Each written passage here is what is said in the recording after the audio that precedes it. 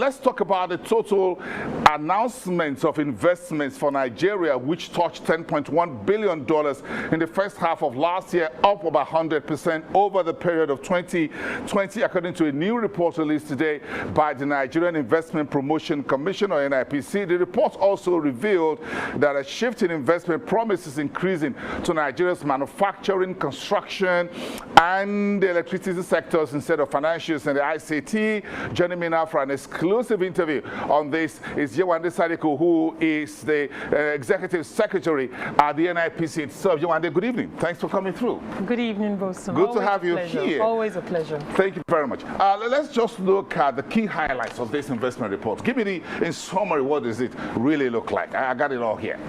Thank you.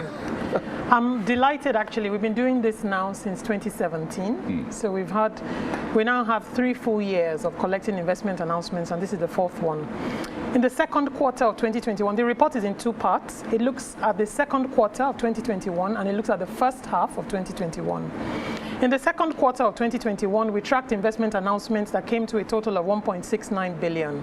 There were 14 projects in 8 states. As you mentioned, manufacturing came out tops, 49% of the announcements. Electricity accounted for 25% of it.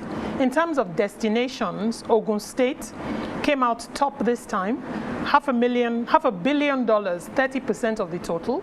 Lagos State was second at 26%. Nasarawa State came in at 18%. Then the source of the announcements, 53% came in from China, 24% from the UK. Nigerian investors account for about 20% of it. That's in the second quarter of 2021. Yes. If we compare this to the same period last year, the same period last year, I mean, as you can recall, with COVID, was terrible. And the lockdown. Exactly. We only had $250 million of investment announcements for that period. So it's a material increase.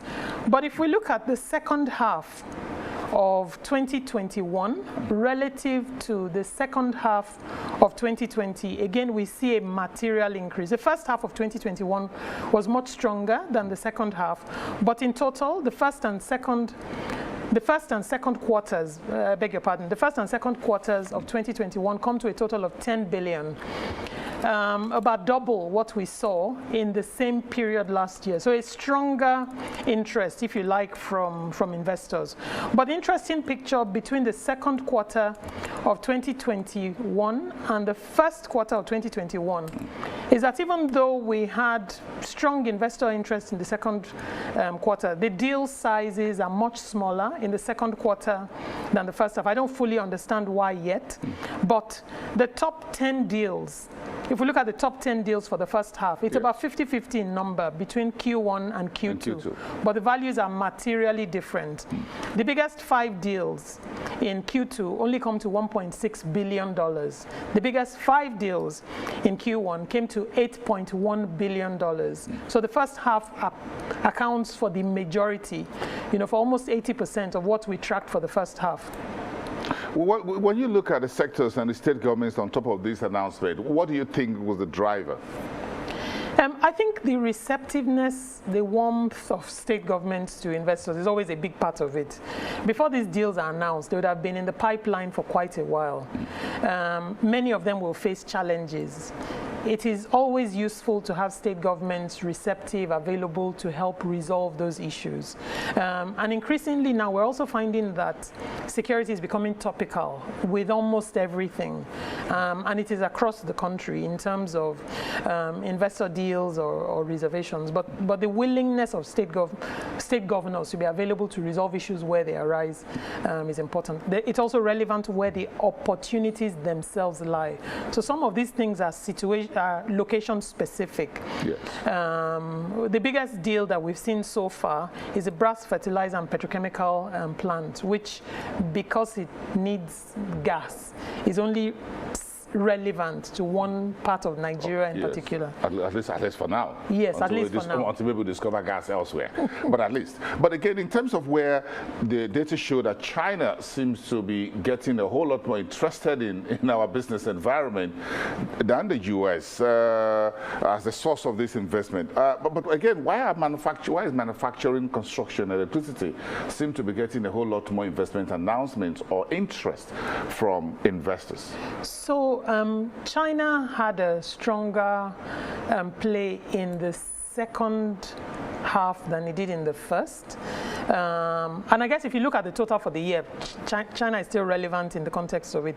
Manufacturing, electricity, I think are relevant. The manufacturing pieces we see, a fair bit of it is related to converting gas to power. Because of the power needs, we clearly need to I think it is useful that investors are focusing attention on converting Nigeria's resources to productive use. Okay. Then some of the manufacturing is related to agriculture and translating flour mills, for instance, is about their sugar operations in Nasarawa, and instead of just planting, building a sugar processing facility to deal with it. That sounds good.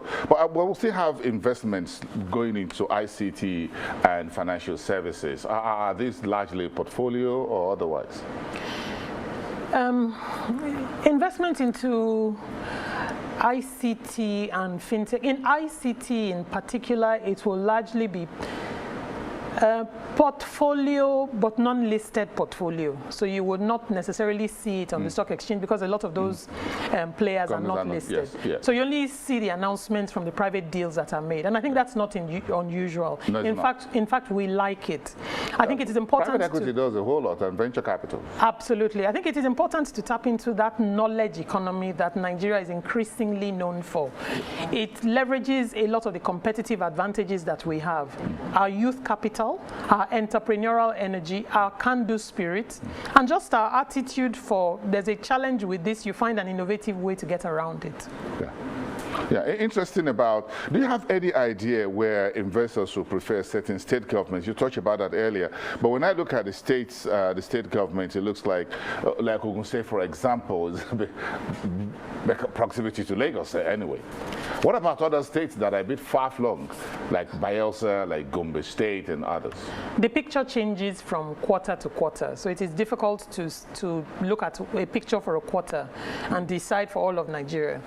But state governors and state governments are working on different initiatives to project themselves. If we look at it from an ease of doing business perspective, I mean, Kaduna State over the last 4 years has done the most work in improving the state's receptiveness to addressing investor challenges. But most of the governors, let me not say all, most of the governors generally, I find are more aware of the need to have investors come to their states. Ogun State leverages the fact that it is close to Lagos. It's the proximity that New Jersey has to New York. Leverage your neighbor. Absolutely, absolutely. But you also leverage the resources and the capital and the potential that you have, which is what Bayelsa, for instance, is leveraging. It's not their neighbor, it is what they have themselves. But my own, my engagements with the government focus on whatever your own competitive advantages are. One is to know them. Two is to aggressively and proactively position yourself on the basis of those competitive advantages and work very hard to make investors feel completely welcome.